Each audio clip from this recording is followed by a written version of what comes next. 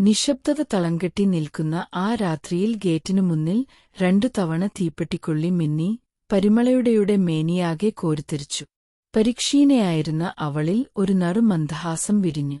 ഒതുക്കിവച്ചിരുന്ന തുകൽ സഞ്ചി കൈയിൽ എടുത്തു അവൾ ശബ്ദമുണ്ടാക്കാതെ ഗോവണി ഇറങ്ങി. അച്ഛന്റെയും അമ്മയുടെയും കൂർക്കം വലി കേട്ടപ്പോൾ അവൾ ഒരു ദീർഘനിശ്വാസം വിട്ടു. എന്നോട് ക്ഷമിക്കൂ, അവൾ ആ മുറിയുടെ കതകുകൾ കേൾക്കാനെന്ന വണ്ണം മെല്ലെ പറഞ്ഞു. സുഖനിദ്രയിൽ ലയിച്ചു കിടക്കുന്ന കൊച്ചിനിയനെയും അവസാനമായി ഒന്നു നോക്കിയപ്പോൾ പരിമളയുടെ മിഴികളിൽ ജലഗണങ്ങൾ ഉരുണ്ടുകൂടി. ചാരി വെച്ചിരുന്ന കതക് തുറന്നവൾ പുറത്തു കടന്നു. മോഹന്റെ ബലിഷ്ഠമായ കൈകളിൽ പിടിച്ചുകൊണ്ട് വേഗത്തിൽ നടന്നു. അവൾ ജനിച്ചു വളർന്ന വീടിനെ നിശബ്ദമായി ഒന്നുകൂടി നോക്കി. മോഹൻ പുതപ്പിച്ച ഷോളുമായി നടന്നകലുമ്പോൾ കണ്ണുനീർ തുള്ളികൾ ഇറ്റിറ്റു വീണിരുന്നു. കുസൃതിയേറിയ കുളിർക്കാറ്റിന്റെ തലോടൽ ഏറ്റുകൊണ്ട് ആ കാമുകന്മാർ ധൃതിയിൽ നടന്നു. അരമണിക്കൂർ കഴിഞ്ഞപ്പോൾ അവർ മെയിൻ റോഡിൽ എത്തി. കാൽ കീഴിൽ നെരിയുന്ന കരിയിലകൾ പിന്നിട്ടു.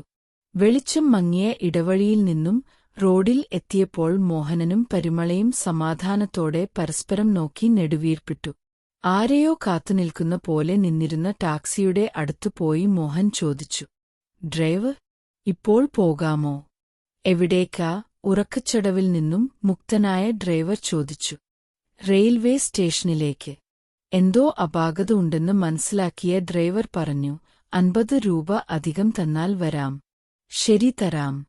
മോഹൻ ഡോർ തുറന്നു. പരിമളയോട് കയറാൻ ആവശ്യപ്പെട്ടു. അവൾ കയറി. അവളുടെ അടുത്തായി ഭാര്യാഭർത്താക്കന്മാരെ പോലെ മോഹൻ കയറിയിരുന്നു. പരിമള എന്തോ പറയാനായി പുറപ്പെട്ടപ്പോൾ മോഹൻ മിണ്ടാതിരിക്കാനായി ആഗ്യം കാണിച്ചു. തങ്ങൾ ഒളിച്ചോടി പോകുകയാണെന്ന് ഡ്രൈവർക്ക് മനസ്സിലാവും എന്ന് അയാൾക്ക് അറിയാമായിരുന്നു. അല്പം സമയത്തിനുള്ളിൽ അവർ റെയിൽവേ സ്റ്റേഷനിൽ എത്തി. പറഞ്ഞ രൂപ കൊടുത്ത മോഹൻ ഡ്രൈവറെ പറഞ്ഞേച്ചു. അന്ന് രാത്രി അവിടെ കഴിഞ്ഞ ശേഷം രാവിലെ ആദ്യം വരുന്ന വണ്ടിക്ക് പോകാൻ ടിക്കറ്റ് എടുത്തു. എറണാകുളത്തേക്ക് പോകുന്ന വണ്ടിയിൽ അവർ കയറി. ഒലവക്കോട് എത്തിയപ്പോൾ അവർ ഇറങ്ങി. ബോംബെയ്ക്ക് പോകുന്ന വണ്ടിക്ക് കാത്തുനിന്നു. അരമണിക്കൂർ കഴിഞ്ഞപ്പോഴേക്കും ആ വണ്ടിയും എത്തി. തുടിക്കുന്ന ഹൃദയത്തോടെ പരിമള മോഹനേട്ടന്റെ കൂടെ വണ്ടിയിൽ കയറി. കരളിൽ ഒരു കൊടുങ്കാറ്റ് വീശിയെപ്പോലെ അവൾക്ക് തോന്നി. ഇതിനു മുൻപ് ഒരു തവണയെ അവൾ തീവണ്ടിയിൽ യാത്ര ചെയ്തിട്ടുള്ളൂ. അതും വളരെ കുറച്ചു ദൂരം മാത്രം. വളരെ സ്പീഡിൽ ഓടിയിരുന്ന വണ്ടിയേക്കാൾ സ്പീഡിൽ ആയിരുന്നു അവളുടെ ചിന്തകൾ ഓടിയിരുന്നത്. അവൾ ഓർക്കുകയായിരുന്നു, ഈ തീവണ്ടിയിൽ തങ്ങളെപ്പോലെ പ്രേമസാഫല്യത്തിനു വേണ്ടി ഒളിച്ചോടി പോകുന്നവർ വേറെയും ഉണ്ടായിരിക്കുമോ? നല്ലൊരു ഭാവിയെ സ്വപ്നം കണ്ട് വേണ്ടപ്പെട്ടവരുടെ അനുഗ്രഹ ആശംസകളോടെ പോകുന്നവർ എത്ര പേർ കാണും?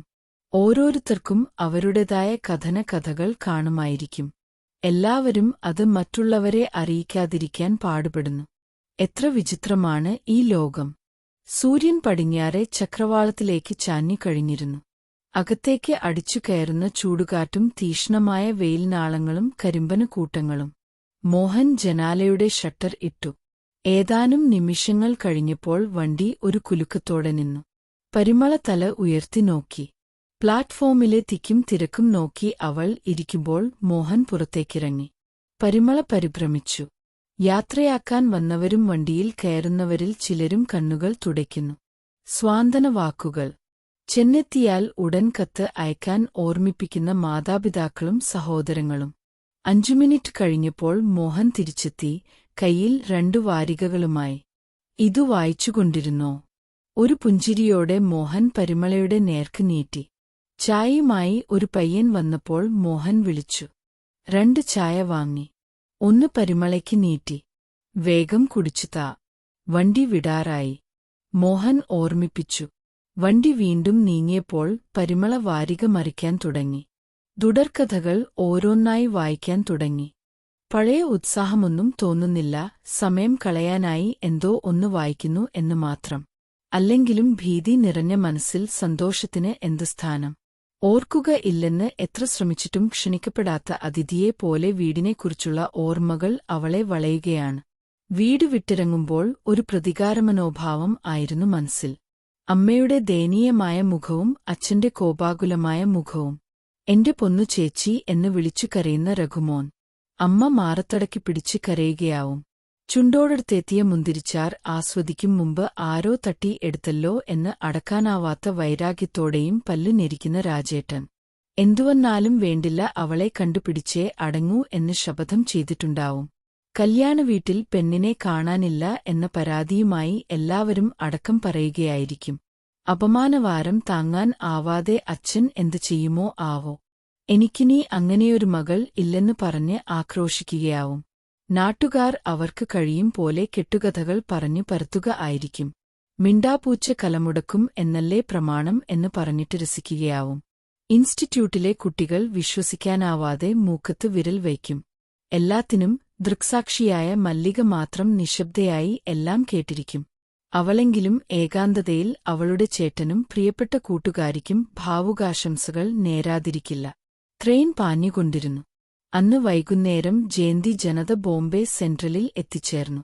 പ്ലാറ്റ്ഫോം നിറയെ ആളുകൾ. പരിമളയുടെ കൈ പിടിച്ചുകൊണ്ട് മോഹനിറങ്ങി. തുടിക്കുന്ന ഹൃദയത്തോടെ പരിമള ഹൃദയേശ്വരന്റെ പിന്നാലെ നടന്നു. സാരി കൊണ്ട് ദേഹം മുഴുവൻ മൂടിക്കോളൂ. പകച്ചുനിൽക്കുന്ന പരിമളയെ മോഹനൻ ഓർമ്മിപ്പിച്ചു. തിരക്കിലൂടെ ഇടിയും മുട്ടും സഹിച്ചു ചുണ്ട് കടിച്ചവൾ നടന്നു. എവിടേക്കാണ് പോകുന്നത് ഇത്ര ആളുകൾ? അവൾ അത്ഭുതത്തോടെ ഓർത്തു. ടാക്സി സ്റ്റാൻഡിൽ നിന്നും മോഹൻ ഒരു ടാക്സി വിളിച്ചു. അനുഭവിക്കാൻ പോകുന്ന ജീവിതം എന്തായിരിക്കും എന്ന സംഭ്രമത്തോടെ അവൾ മോഹനേട്ടന്റെ കൂടെ കയറി. മോഹനവളെ തന്നെ നിർനിമേഷനായി നോക്കിയിരുന്നു. രണ്ടുപേരുടെയും അധരങ്ങളിൽ ആശ്വാസത്തിന്റെ ചെങ്കതിർ വിടർന്നു.